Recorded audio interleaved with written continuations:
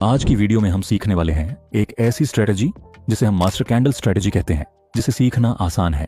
ये एक powerful price action strategy है। ये स्ट्रेटजी प्रोफेशनल के द्वारा यूज की जाती है, जिसे वो बड़ा प्रॉफिट बनाते हैं। ये स्ट्रेटजी काफी कम लोग ही जानते हैं।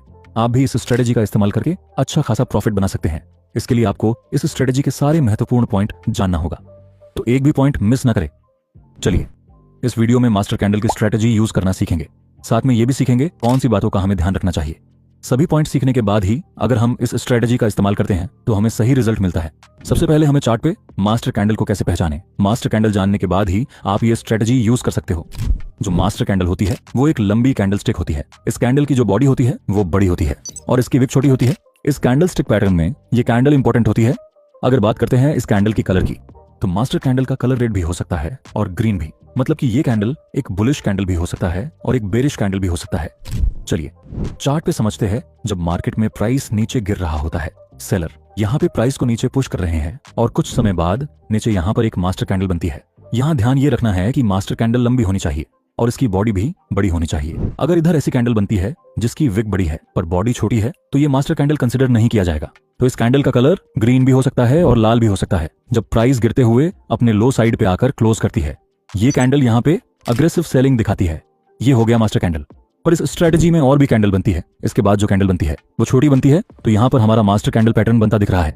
यहाँ देखते हैं तो मास्टर कैंडल को लेकर यहाँ 5 कैंडल बनती है। इसमें एक बड़ी और बाकी कैंडल छोटी होनी चाहिए। तो इस पैटर्न में जो छोटी वाली कैंडल होती है उसे चाइल्ड कैंडल कहते हैं। इस वाले पैटर्न में मास्टर कैंडल के साथ चाइल्ड कैंडल भी बननी चाहिए। यहाँ चाइल्ड कैंडल कितनी बननी चाहिए? कम से कम 4 चाइल्ड कैंडल बननी चाहिए। तो ये चारों कैंडल का कलर कुछ भी हो सकता है, मतलब कि रेड भी हो सकता है और ग्रीन कलर का भी हो सकता है। ये उतना मायने नहीं रखता है, पर यहाँ पे एक बात का खास तौर पर ध्यान देना होगा कि चाइल्ड कैंडल में से कोई भी कैंडल मास्टर कैंडल को ब्रेक नहीं करनी चाहिए। मतलब यहाँ पे जो चाइल्ड कैंडल है वो मास्टर कैंडल के हाई के ऊपर नहीं जानी चाहिए। कोई भी कैंडल मास्टर कैंडल के ऊपर क्लोज नहीं होनी चाहिए और वैसे ही मास्टर कैंडल के लो को ब्रेक नहीं करनी चाहिए। मतलब यहाँ पे जो चाइल्ड कैंडल है वो मास्टर कैंडल के लो को ब्रेक नहीं करनी चाहिए। जब मार्केट में हाई सेलिंग हो रही होती है और यहाँ प्राइस नीचे गिरता जा रहा है और वही चार्ट पे ऐसा पैटर्न बनता है जिसमें मास्टर कैंडल के साथ ये चाइल्ड कैंडल बन रही है, तो ये पैटर्न हमें क्या बताता है? तो इसका मतलब यहाँ पे मार्केट एक स्ट्रॉन्ग कंसोलिडेशन जोन में है। इस कंसोलिडेशन जोन का मतलब क्या? यहाँ पे बायर और सेलर की बैटल दर्शाता है। बायर यहाँ पे प्राइस को ऊपर ले जाने की कोशिश करता है और सेलर प्राइस को नीचे ले जाने की ट्राई करता है, जिसकी वजह से प्राइस ऊपर नीचे होती है और कैंडल कुछ ऐसी बनती है। यहाँ प्राइस एक बड़ी मूव के लिए तैयार होती है। प्राइस यहाँ से नीचे की तरफ जा सकती है और ऊपर भी जा सकती है। पर यहाँ एक बात का ध्यान रखना होगा हमें। यहाँ पे जो ब्रेकआउट होगा ऊपर की तरफ या नीचे की तरफ, अगर प्राइस ऊपर ब्रेक करती है तो क्या यहाँ हमें बड़ी मूव मिलेगी? वैसे ही जब प्राइस नीचे ब्रेक करेगी तो क्या हमें बड़ी मूव मिलेगी? मतलब कि किस तरफ एंट्री करना चाहिए? बुलिश की तरफ एंट्री करे कि बेरिश की तरफ एंट्री करे? दोनों में से कौन सा ज्यादा हमारे फेवर में है? तो बुलिश ट्रेंड हमारे फेवर में ज्यादा होता है। इस ट्रेंड की तरफ बड़ी मूव आने की चांस ज्यादा होती है। मतलब कि अगर हमें ऐसा पैटर्न बनते हुए दिखता है तो हमें बेरिश ट्रेंड की तरफ नहीं जाना चाहिए, हमें बुलिश ट्रेंड में चांस लेना चाहिए। अब सबसे जरूरी बात, एंट्री लेते समय कुछ बातों का ध्यान रखना होगा, वरना यहाँ लॉस भी कर सकते हो। ब्रेकआउट होते ही एंट्री नहीं लेनी है, हमें ब्रेकआउट कैंडल पे ध्यान देना होगा। तो जब नेक्स्ट कैंडल की प्राइस ब्रेक करती है मास्टर कैंडल के हाई को और ऊपर क्लोज करती है, इस कैंडल की बॉडी पे डिपेंड करता है हमारा ट्रेड।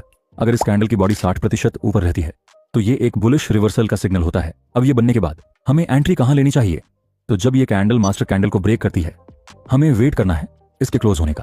अगर ये मास्टर कैंडल के ऊपर क्लोज होती है तो उसके बाद वाली कैंडल पे एंट्री कर सकते हैं। और स्टॉप लॉस हमें कहाँ लगाना चाहिए? स्टॉप लॉस काफी जरूरी है। स्टॉप लॉस लगाने से हम अपना लॉस फिक्स कर देते हैं। स्टॉप लॉस हम इस कैंडल के नीचे लगा सकते हैं और चांस होता है कि प्राइस यहां से एक बड़ी मूव दे सकता है और हम अच्छा प्रॉफिट बना सकते हैं। पहले आपको चार्ट पर प्रैक्टिस करना चाहिए और उसके बाद ही स्ट्रेटजी अप्लाई करनी चाहिए। तो ये थे कुछ जरूरी पॉइंट अगर हम मास्टर कैंडल स्ट्रेटजी का यूज करते हैं।